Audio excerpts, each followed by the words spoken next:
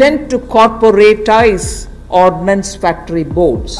On the 16th of May 2020, the Honorable Finance Minister Nirmala Sitharaman came in front of the TV channels, and in the name of COVID-19 relief, she announced, bypassing all the previous agreements with us, that the 41 ordnance factories will be corporatized as if it is a part of the COVID-19 relief package. The people of this country should understand, is it a COVID-19 relief package? Killing a 220 years old defense industry. But they have declared. In the month of June 2021, the Narendra Modi-led BJP government has approved a plan to corporatize the 246-year-old Ordnance Factory Board, an umbrella body that oversees the 41 ordnance factories across the country. As per the cabinet decision, the board will now be converted into 7 new defense public sector undertakings engaged in defense equipment manufacturing. OFB currently operates as a government department under the control of the Ministry of Defense. Its corporatization was listed as one of the 167 transformative ideas to be implemented in the first 100 days of the Narendra Modi-led government's second term back in 2019. A decision was finally taken by the Cabinet Committee on Security in July 2020 on it in the shadow of the COVID-19 pandemic.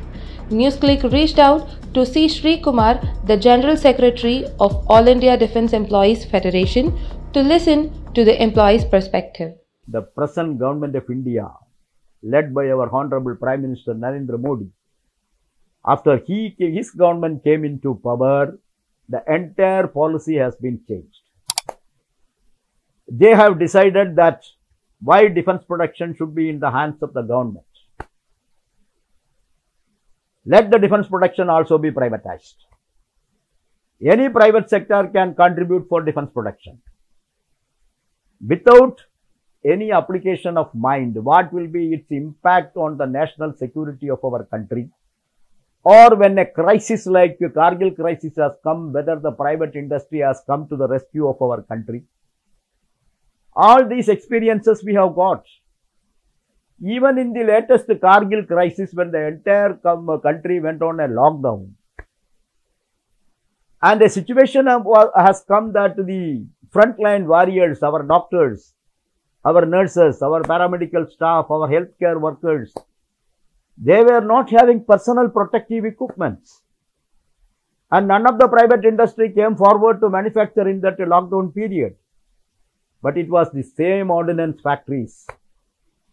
The ordnance factories came to the rescue of the nation. The workers of these ordnance factories taking risk of their own life, risking their family members' life, risking the infection of COVID-19 virus. They came forward. We are here for the rescue of the nation. We are here to serve the nation without any expectation. Without any expectation. When all other government employees, they are asked to work from home during this crisis, the ordnance factory employees were working from the factories. So far our country is concerned, it is the 41 Indian ordnance factories which is playing a vital role in fully equipping our soldiers and fully achieving self-reliance in defense preparedness of the country and achieving indigenization in defense production. The so-called Indian ordnance factories, it is the oldest industrial setup in our country. It is older than railways, it is older than post and telegraphs, it is older than any other industry in our country. It is 220 years old. The first Indian ordnance factory was established in Calcutta by Britishers in the year 1801. Britishers required to capture the country, the different kings who were ruling the different provinces or the states. To capture those countries, to bring it under their control, they required arms, ammunition, weapons, clothing for their soldiers. So they have to import it from, bring it from England.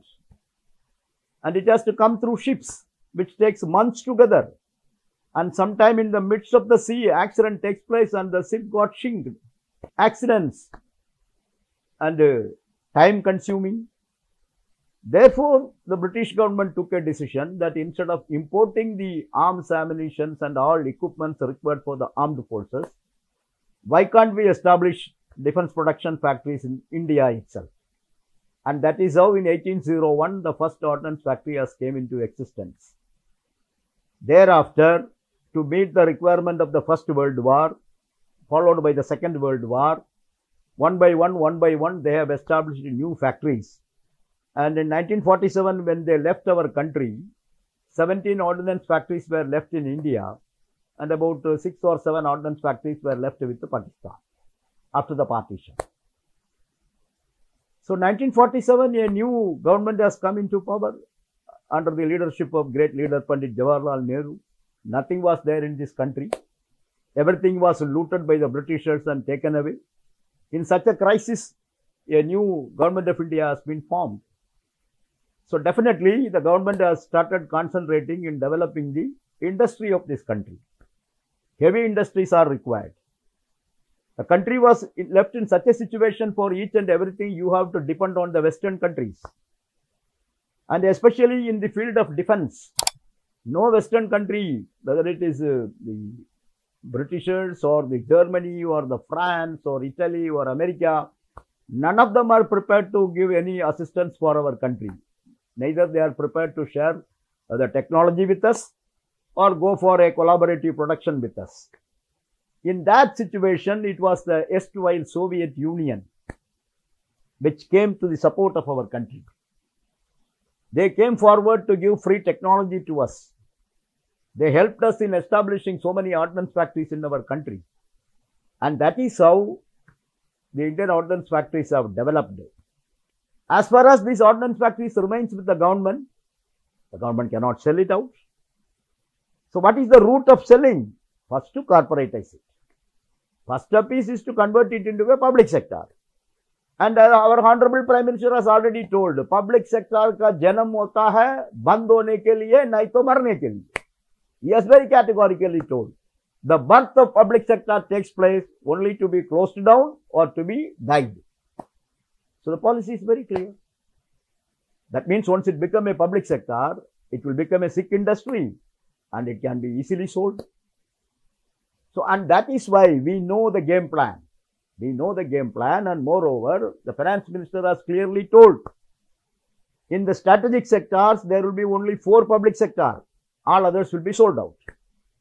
In the defense ministry, there are already 8 public sectors already existing.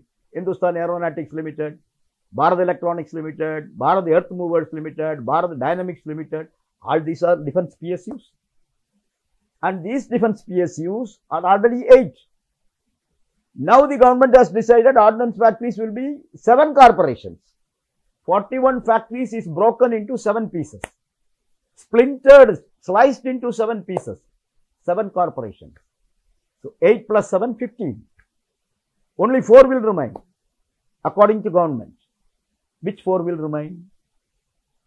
That means the game plan is these 7 corporations, within 2 years, it will become non-viable. No order will be placed on these factories by the armed forces because they have been given free hand either to import or to purchase from private sector. Net result will be what? This is not a consumer industry. This is a defense industry depending on only one customer, that is the government of India and the armed forces. If they don't place any orders on these factories, what will happen? It will have its natural death.